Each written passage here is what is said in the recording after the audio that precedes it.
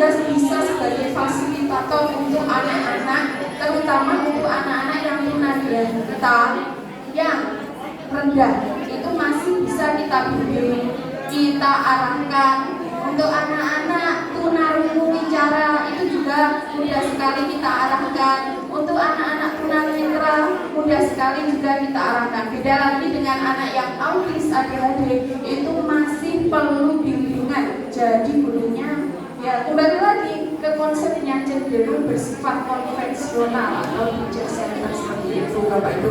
Nah, dari kondisi awal itu tadi, sebagai guru harusnya dapat merubah mindset, metode, dan lingkungan belajar. Tidak harus langsung menggunakan teknologi canggih. Yang lebih penting adalah bagaimana guru membangun pengalaman belajar yang bermakna, efektif, dan kontekstual. Nah, seperti kemarin kita sudah di OJT 1 sampai OJT 3 kita sudah membuat video pembelajaran yang mana anak-anak itu disuruh untuk membuat model pernafasan dari barang bekas seperti itu. Ternyata kalau kita implementasikan ini sebagai role modelnya, itu anak-anak bisa membuat model paru-paru sederhana dari botol bekas, dari itu balon, itu ternyata mereka mampu dan bisa. Jadi anak-anak memang memiliki kemampuannya masing-masing, kelebihannya masing-masing. Selanjutnya, tantangannya, bagaimana jika pembelajaran secara konvensional itu terus dilakukan di SLB? Nah, tantangannya yaitu inovasi. Pada guru SLB itu harus selalu berinovasi, harus selalu serba bisa. Guru SLB harus serba bisa. Karena apa? Karena karakteristik anak itu berbeda-beda antara anak satu dengan anak yang lainnya. Apalagi kita tidak bisa menyesuaikan dengan jenjangnya. Ada yang jenjang SMP itu masih seperti di fase A, seperti anak PAUD. Jadi kita tidak bisa melihat anak itu sesuai akademiknya, sesuai jenjangnya, tapi melihat karakteristik anak masing-masing seperti itu.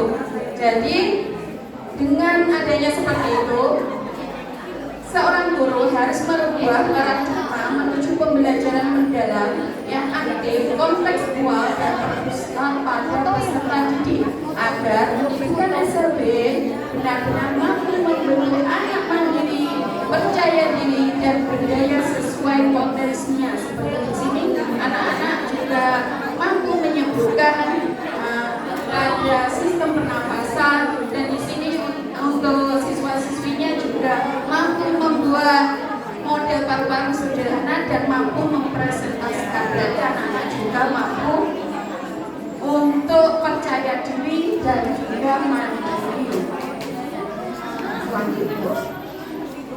Nah, aksi yang nyatanya yaitu yang pertama meningkatkan kompetensi guru melalui pelatihan dan refleksi bersama. Jadi guru SLB itu kebanyakan ikut pelatihan baik itu secara langsung maupun secara daring. Mengembangkan pembelajaran berbasis proyek sederhana dan kontekstual. Jadi secara nyata memanfaatkan media dan teknologi pembelajaran sesuai kemampuan sekolah. Karena di sekolah SLB juga kekurangan media pembelajaran, jadi kami harus berinovasi media pembelajaran apa yang ada di lingkungan sekolah yang bisa atau mampu kita tunjukkan kepada anak. Padahal di lingkungan sekitar kita banyak sekali media yang dapat kita aplikasikan kepada anak didik kita, terutama di SLB. Mendorong kolaborasi lintas budaya dan lingkungan sekolah. Kemarin juga panjenengan bisa lihat di YouTube SLB Nurul Ihsan yang mana ada OJT 1, OJT 2, dan OJT 3. Nah, itu dari OJT 1 sampai 3 itu berbeda-beda Bapak Ibu. Karena apa? Semakin kesini semakin lebih baik lagi karena kita menyesuaikan dengan BPM-nya. Jadi dari yang pertama itu guru masih sendiri, mengajar sendiri.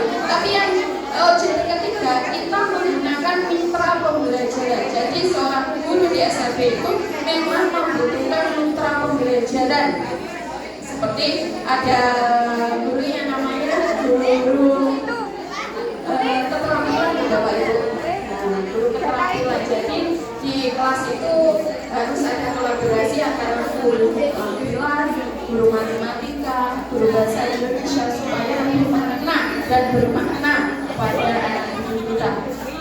Selanjutnya, perubahan yang terjadi, peserta didik menjadi lebih aktif dan antusias dalam belajar. Dengan adanya 2 guru, mereka akan lebih aktif dalam pembelajaran. Pembelajaran lebih bermakna dan relevan dengan kehidupan sehari-hari. Karena pembelajaran ini juga bisa dilakukan di rumah dan di mana saja dan bisa didampingi oleh orang tua anak didik. Seperti